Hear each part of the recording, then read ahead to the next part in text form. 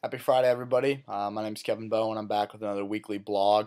I thought with the conference tournament season getting started here this week that I took a look at the small mid-major schools in the state of Indiana, where they stand at heading into their respective conference tournaments. So let's start in the Missouri Valley. That gets underway.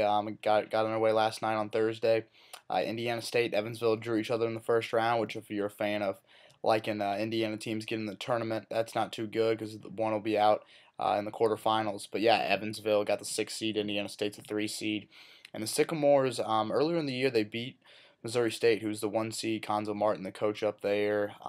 Them and Wichita State, I think both will get at-large bids if one of them doesn't make it to the conference championship or win the conference championship. But Indiana State's going to have to win the conference tournament, as is Evansville, if they want to get in. Indiana State's a very balanced team. Dwayne Latham, Jake Kelly, those guys. They only got one guy, I believe, averaging over 30 minutes. Got a lot of bounce scoring. They've played well in big games this year. They hung tough with Purdue, Notre Dame earlier in the year. That was in South Bend when they played Notre Dame, only losing by 9, 81-72. And then the Purdue game at Conseco Fieldhouse earlier this year, they played pretty well for a while there. So they're a team that I think could be a tough out. If they beat Evansville in the first round, they will take on Wichita State in all likelihood, who's the 2 seed. Then Evansville, I mean, they're how Colt Ryan goes, the Batesville kid. The sophomores played great all year. He's probably one of the more underrated players in the nation. But yeah, Evansville, how Colt Ryan goes is how they go. Obviously, they got the big win over Butler earlier in the year, even though Ronald Nora did not play. So those two will match up in Friday's quarterfinals. Looking at the Horizon League, Valpo and Butler are going to be your two teams there. Obviously, Valpo needs to win the conference tournament. They kind of had a collapse late in the season. They weren't able to get one of those top 2 seeds, which is so vital in the Horizon League. Butler gets a double bye. I would think they're the favorite. I know it's at Wisconsin Milwaukee, where Butler lost earlier this year. Flat out got killed, actually. But yeah, I think Butler's the favorite. They're hot. They've won six in a row, I believe, to finish the year. Again, I think if they don't win the conference tournament, they still will make it. They don't seem to be on anybody's last 4 in. I think right now they're safely in. I guess safely is kind of a loose term, but I think Butler will make it. Obviously, it'd be nice if they won the conference tournament for Brad Stevens' team to keep it on that roll and get some confidence going into the tournament. But it's such a weak bubble this year that I think Butler will get in. Valparaiso is going to have to win their conference, is going to have to win the tournament, which means they're going to have to win 4 games. So they got a lot of work to do. But in that conference, every team was so closely bunched together in the standings that really it's up for grabs. Then looking at the Summit League, IPFW and IUPUI will take the court Sunday night. IPFW will play South Dakota State in the 4-5 matchup. IUPUI is the 3 seed. They will take on UMKC in the 3-6 matchup. Neither team got one of those one or two bye or the 1 or 2 seeds. Which in the Horizon League tournament you get the double bye. In the Summit League, the 1 or 2 doesn't get a double bye, but they play Saturday night, then don't play Sunday, then would play Monday and Tuesday. Whereas IUPUI and IPFW not getting those 1 and 2 seeds, they're gonna have to win 3 games in 3 days, Sunday, Monday, and Tuesday, if they want to go dancing.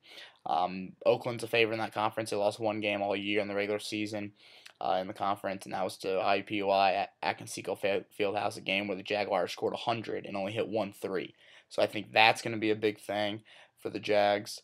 If they beat UMKC, which they split during the regular season, they will take on Oral Roberts, probably, who's the 2 seed. They just lost at Oral Roberts last week. So, and they also lost on a buzzer beater when Oral Roberts came and played at the Jungle earlier in the year. So this is going to be a huge. Obviously, Ron Hunter and Dane Fife are two of the more energetic coaches in the nation. IPFW is going to be taking on South Dakota State in their home.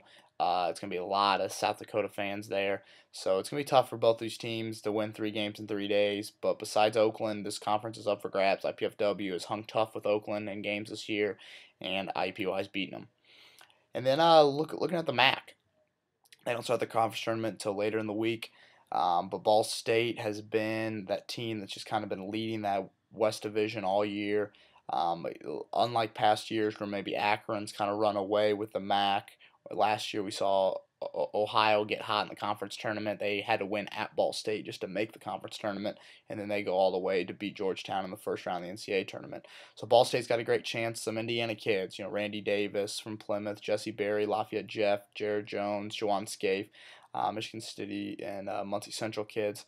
So those are, they got a lot of Indiana kids, and Billy Taylor, Lehigh, coming over from Lehigh. The Notre Dame grad has got them playing well. I know earlier in the year they kind of struggled.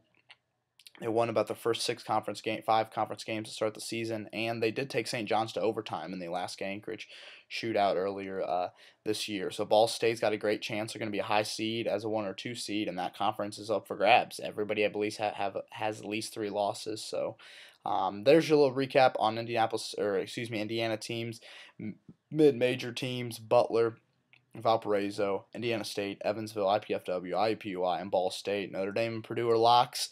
We'll see if anyone else can join them. So this has been Kevin Bowen for another weekly blog. I hope you guys have a great weekend. Thanks.